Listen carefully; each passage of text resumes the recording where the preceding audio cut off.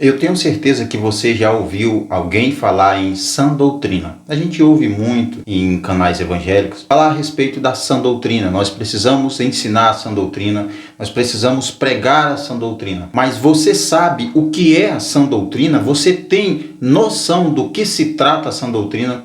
E quais os benefícios, quais as consequências quando a sã doutrina é pregada de verdade? Eu sou Evandro Ferreira e você é muito bem-vindo aqui no canal. E hoje nós vamos meditar na carta de Paulo a Tito a respeito da sã doutrina. Quando a sã doutrina verdadeira ela é ensinada, há alguns benefícios, há consequências. E aqui eu vou me deter apenas na carta de Paulo a Tito, no capítulo 1 e capítulo 2, para que nós possamos aprender algumas lições interessantes. Mas por que eu falei a verdadeira sã doutrina?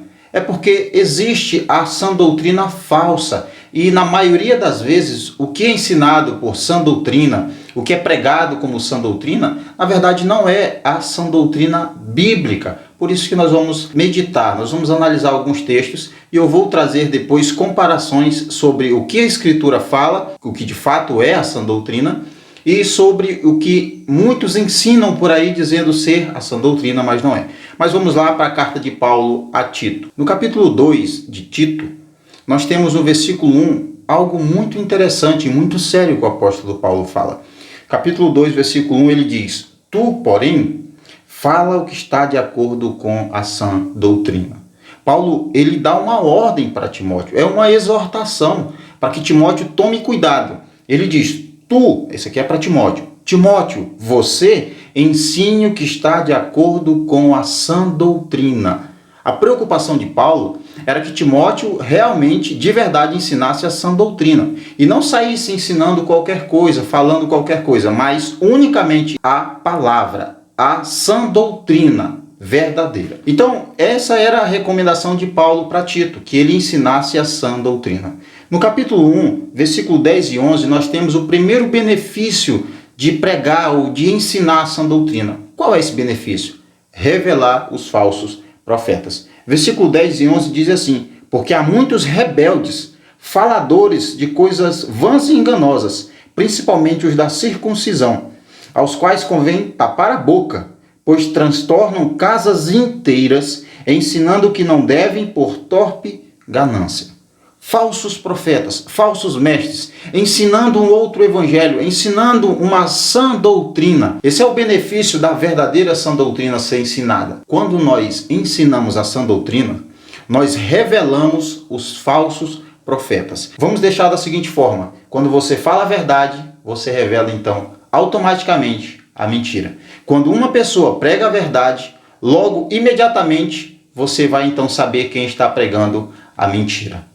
Então, pregar a sã doutrina traz como benefício principal revelar os falsos ensinos, os falsos mestres. Qualquer um que traz um evangelho diferente, qualquer um que ensina coisas que não estão na Escritura, falsos líderes, rebeldes, que enganam, que têm apenas como o intuito de enganar as pessoas, são gananciosos. Essas pessoas são detectadas e são denunciadas a partir da pregação e do ensino da sã doutrina. É quando nós colocamos a Escritura e ensinamos. Essa é a Escritura.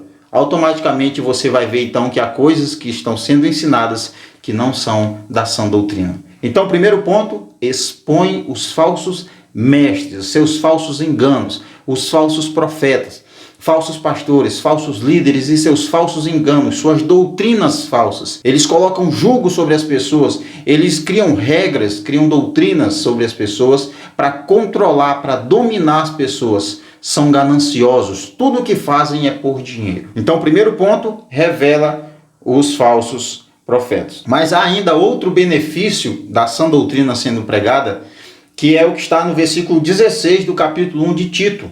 Pois ela revela a falsa conversão. Isso mesmo.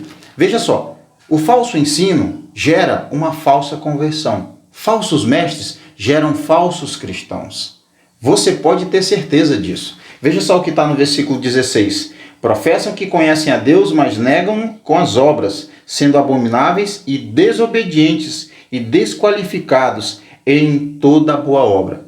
Homens falsos, falsos cristãos, pessoas que fingem ter sido convertidos, mas não foram. E como é que eu vou saber se foram ou não? A partir de suas obras. Mas como eu vou saber que essas obras realmente são boas? Analisando a sã doutrina, analisando a Escritura, analisando o que a Escritura diz sobre uma nova criatura, sobre alguém que nasceu de novo, sobre um cristão verdadeiro. A partir daí, aí sim, você vai conseguir detectar até mesmo se você ou se eu realmente nascemos de novo ou apenas foi uma falsa conversão.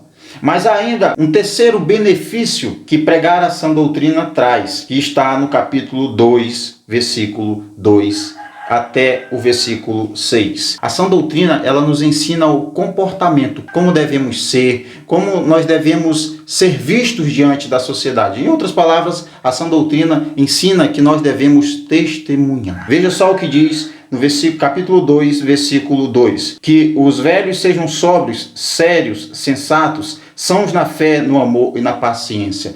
A sã doutrina nos ensina a sermos homens de verdade, a termos responsabilidades, a sermos maduros, homens de palavra, homens de testemunho, sóbrios, sérios, sensatos, sãos, de fé, não pessoas apenas que falam por falar, mas que sabem o que falar, que sabem como se comportar. A sã doutrina nos ensina a sermos homem. Isso é ser homem, é ser responsável, é ser sóbrio, é ser paciente, é saber falar com as pessoas, é aconselhar, é ser exemplo, modelo para os mais novos. Isso é ser homem, somente a sã doutrina ensina isso. Mas o segundo ponto aqui dentro desse comportamento que a sã doutrina nos ensina é como as mulheres devem ser mulheres de verdade. Versículo 3 do capítulo 2. As mulheres idosas de modo semelhante, que sejam reverentes em seu porte, não caluniadoras, não escravas de muito vinhos, mestras do bem, para que ensinem as mulheres jovens a amarem seus maridos e seus filhos. Versículo 5.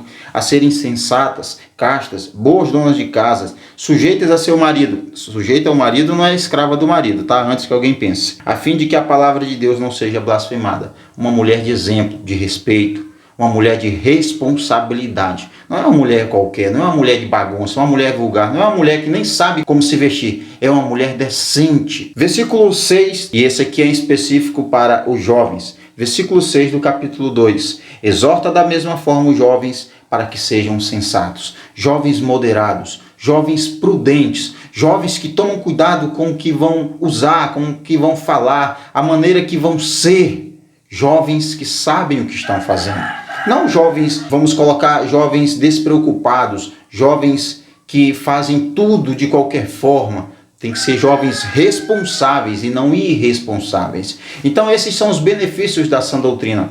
Ela identifica os falsos profetas e obviamente expõe os falsos ensinos. E como falsos profetas existem falsos ensinos também, com certeza existem falsas conversões. A sã doutrina, ela identifica o que é uma falsa conversão. Lembre-se que vão chegar diante de Jesus dizendo: em teu nome eu fiz isso e aquilo. E ele vai dizer: eu nem vos conheço, porque essas pessoas viveram um falso ensino, uma falsa sã doutrina e tiveram uma falsa conversão. Também nos ensina que nós devemos nos comportar com prudência, como homens de verdade, prudentes, sensatos, sermos exemplos. As mulheres da mesma forma, os jovens da mesma forma. Então a sã doutrina não prejudica em nada ninguém.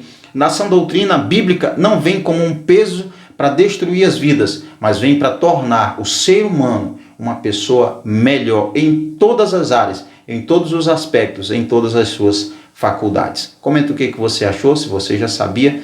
Preste muita atenção nos textos, leia tudo novamente e veja se de fato o que eu ensinei é a sã doutrina ou é apenas uma doutrina qualquer.